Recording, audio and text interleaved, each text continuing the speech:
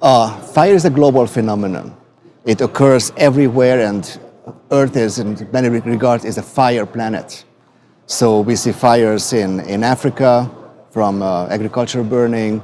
We see big fires in the Boreal region. We see big fires in the Brazilian Amazon related to deforestation and so on. And clearly the only way to get this global picture is from satellites. So satellites are able to detect fires because the radiation emitted by the fires, basically these hot targets, is very specific. And if we have a sensor which is sensitive to that radiative signal, that will enable us to distinguish that area where there is a hot target, typically a fire, from the non-burning background conditions. The sensor is so sensitive to the heat signature that a rather small fire can be detected. And very often you see the heat signature before you see the smoke.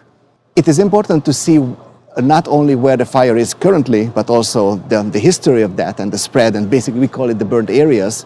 It is important to map the burnt areas because that is another way of estimating how much emission occurred, how much vegetation burned, and how much of that burning actually emitted gases and particulate matter into the atmosphere. And also, it is an indicator of the ecosystem change. So what happened to that area, what happened to the vegetation over that area, what was the areal extent, and also what is very important is to measure what was the severity of the fire.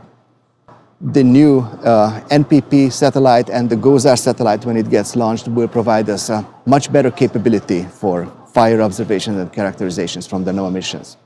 Fires have a diurnal cycle of activity, and the daytime, mid-afternoon or early to mid-afternoon observations are the ones which provide the most information, because that's when we have the most fires occurring in most parts of the world.